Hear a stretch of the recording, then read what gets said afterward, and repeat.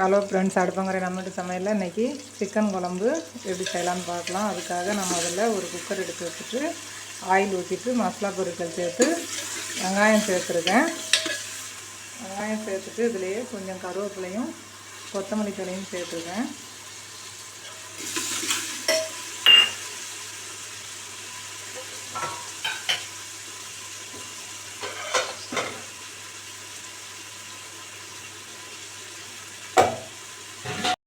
இந்த டைமில் இஞ்சி பூண்டு பேஸ்ட்டு சேர்த்து வதக்கிக்கணும். வீடியோ மிஸ் ஆகிட்டு தேவையான அளவு உப்பு சேர்த்து வதக்கி விட்டுக்கலாம்.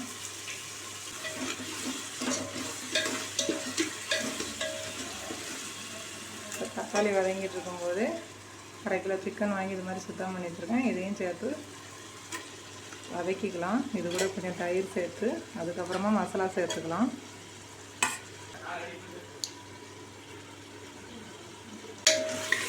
இப்போ தயிர் சேர்த்து ஒரு 2 நிமிஷம் நல்லா கிளறி விட்டுக்கலாம்.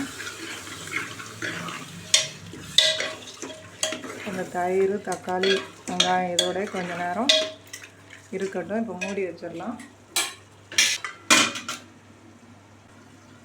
இப்போ இந்த டைமில் நம்ம ஒரு 5-6 முந்திரி, ஒரு 2 துண்டு தேங்காய் இதை நல்லா நைஸாக அரைச்சி எடுத்துக்கலாம்.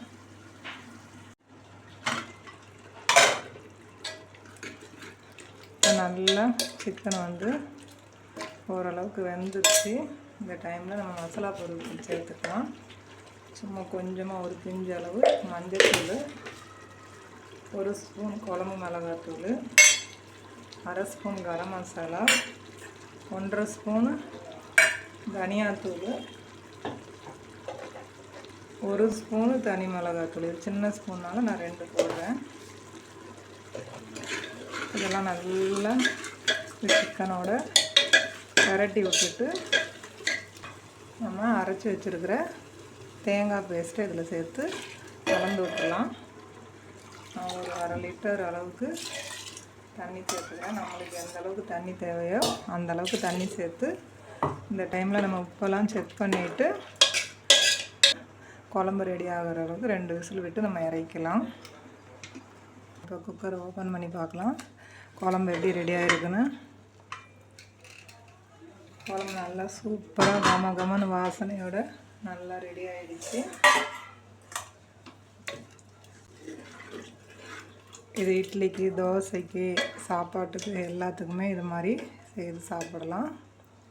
சூப்பராக இருக்கும். நீங்களும் இது மாதிரி செய்து பாருங்கள். எப்படி இருக்குன்னு கமெண்ட் பண்ணுங்கள். மறக்காமல் உங்கள் ஃப்ரெண்ட்ஸோடு ஷேர் பண்ணுங்கள். நம்ம சேனலுக்கு சப்ஸ்கிரைப் பண்ணுங்கள். அடுத்த ஒரு வீடியோவில் சந்திப்போம். நன்றி, வணக்கம்.